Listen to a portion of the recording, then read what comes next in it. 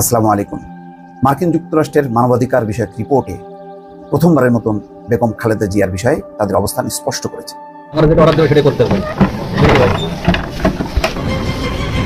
মারাত্মক অনিয়মে বাধাগ্রস্ত হয়েছে বাংলাদেশের নির্বাচন। আন্তর্জাতিক পর্যবেক্ষকরা বলেছেন, বাংলাদেশে অনুষ্ঠিত সাম্প্রতিক নির্বাচনগুলো অবাধ, সুষ্ঠু ছিল না। বার্ষিক মানবাধিকার প্রতিবেদনে এসব কথা বলেছে যুক্তরাষ্ট্র। এতে বলা হয়েছে, প্রধান বিরোধী দল বিএনপি চেয়ারপারসন ও সাবেক প্রধানমন্ত্রী খালেদা জিয়াকে। সম্মানিত দর্শক, আজকের গরম খবর।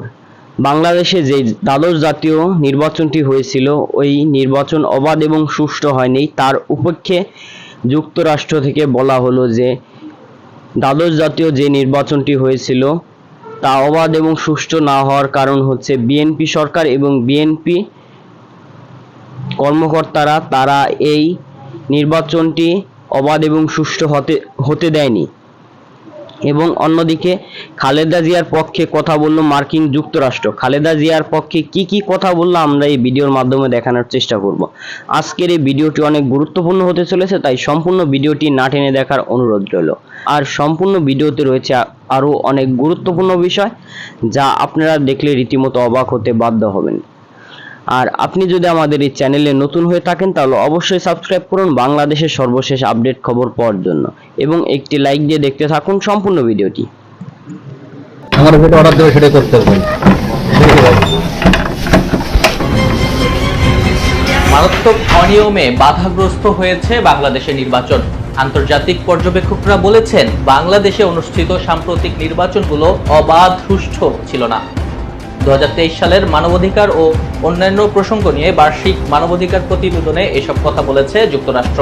এতে বলা হয়েছে, প্রধান বিরোধী দল বিএনপি চেয়ারপারসন ও সাবেক প্রধানমন্ত্রী খালেদা জিয়াকে জেলখানা থেকে স্থানান্তর করে গৃহবন্দী অবস্থায় রাখা হয়েছে। চিকিৎসা নিতে বিদেশে যাওয়ার অনুমতিও দেওয়া হচ্ছে না এবং ভিন্ন মতাবলম্বী রাজনৈতিক নেতাকর্মীদের বিরুদ্ধে চালানো হচ্ছে খেয়াল খুশি মতো আটক ও গ্রেপ্তার। আইন প্রয়োগকারী সংস্থা জোরপূর্বক গুম হত্যাকাণ্ড চালিয়ে যাচ্ছে। তবে 2023 সালে এর সংখ্যা ছিল কম। তুলে ধরা হয়েছে সংবাদ মাধ্যম ও সাংবাদিকদের স্বাধীনতার বিষয়ও। যুক্তরাষ্ট্রের রিপোর্টে বলা হয়, আওয়ামী লীগ সংশ্লিষ্ট দল, বিশেষ করে ছাত্র বিষয়ক সংগঠন বাংলাদেশ ছাত্রলীগ দেশ জুড়ে সহিংসতা ও ভীতি প্রদর্শন করেছে। নির্দলীয় কোনো ব্যক্তি, বিরোধী দলের কেউ অথবা অন্য কেউ যদি তারা সরকারের সমালোচক বলে মনে হয়, তাহলে তাদের বিরুদ্ধে এই সহিংসতা ও ভীতি প্রদর্শন করে। এক্ষেত্রে তারা দায়মুক্তি পায়। রিপোর্টে আরো বলা হয়, বাংলাদেশের সরকারে আছে মারাত্মক দুর্নীতি। দেশের ভেতরে এবং আন্তর্জাতিক মানবাধিকার বিষয়ক সংগঠনগুলোর উপরও আছে সরকারের কঠোর বিধিনিষেধ।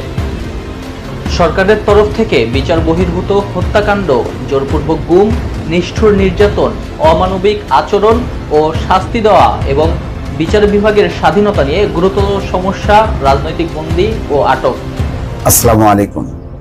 মার্কিন যুক্তরাষ্ট্রের মানবাধিকার বিষয়ক রিপোর্টে প্রথমবারের মতন বেগম খালেদা জিয়ার বিষয়ে তাদের অবস্থান স্পষ্ট করেছে। এর আগে কিন্তু তারা কখনোই বেগম খালেদা জিয়ার বিষয়টি তাদের রিপোর্টে নিয়ে আসেনি। নানান যে মানবাধিকার সংস্থা, অ্যামনেস্টি ইন্টারন্যাশনাল সহ অন্যান্যরা এনেছে, কিন্তু মার্কিন যুক্তরাষ্ট্রের প্রতিবেদনে কখনো এইভাবে পরিষ্কার করা হয়নি, যেটি এবার করা হলো। তার মানে হচ্ছে মার্কিন দৃষ্টিভঙ্গিটা কিন্তু বদলে যাচ্ছে, তার একটা প্রমাণ। খবরে বলা হচ্ছে, সাবেক প্রধানমন্ত্রী ও বিএনপির চেয়ারপারসন খালেদা জিয়াকে গৃহবন্দী করে রাখা হয়েছে। তাকে প্রয়োজনীয় চিকিৎসা নিতে বিদেশে যেতে দেওয়া হয়নি। অন্যদিকে তাকে চিকিৎসা নিতে হয়েছে বাংলাদেশের হাসপাতালে। এমন সব তথ্য উঠে এসেছে বাংলাদেশকে নিয়ে যুক্তরাষ্ট্রের মানবাধিকার প্রতিবেদনে। মার্কিন পররাষ্ট্র দপ্তরের ওয়েবসাইটে মানবাধিকার প্রতিবেদনটি স্থানীয় সময় সোমবার যুক্ত করা হয়। এতে বলা হয়, 2008 সালের দুর্নীতি ও অর্থ আত্মসাতের মামলায় তাকে 2018 সালে 10 বছরের কারাদণ্ড দেওয়া হয়। 2019 সালে তাকে জেলখানা থেকে হাসপাতালে স্থানান্তর করা হয়। 2020 সালে সেখান থেকে তাকে স্থানান্তর করে গৃহবন্দী করে রাখা হয়। রাজনৈতিক বন্দী ও আটক ব্যক্তিদের বিষয়ে বলা হয়, আন্তর্জাতিক ও দেশের ভেতরকার আইন বিশেষজ্ঞরা বলেছেন, বিরোধী দলীয় নেত্রী খালেদা জিয়ার বিরুদ্ধে যে অভিযোগ আনা হয়েছে তার তথ্য প্রমাণে ঘাটতি আছে। এ থেকে বোঝা যায় তাকে নির্বাচনী প্রক্রিয়া থেকে সরিয়ে দেওয়ার জন্য রাজনৈতিক ছক সাজানো হয়েছে। পক্ষান্তরে প্রসিকিউটররা প্রধানমন্ত্রী শেখ হাসিনার বিরুদ্ধে বেশ কিছু দুর্নীতির মামলা প্রত্যাহার করেছেন। এখানেই হচ্ছে খুব গুরুত্বপূর্ণ একটা বিভাজন, অর্থাৎ দুই নেত্রীর বিরুদ্ধে 11 সময় মামলা করা হয়েছে।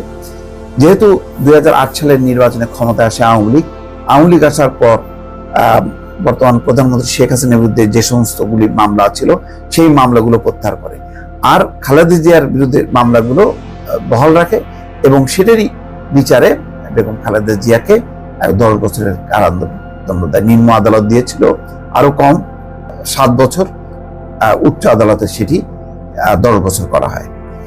প্রসঙ্গত, গত বছরের 9ই আগস্ট থেকে রাজধানীর এভারকেয়ার হাসপাতালে চিকিৎসাধীন খালেদা জিয়া তিনি liver cirrhosis, arthritis, diabetes, kidney, ফুসফুস, হার্ট ও চোখের সমস্যা সহ নানা রোগে ভুগছেন।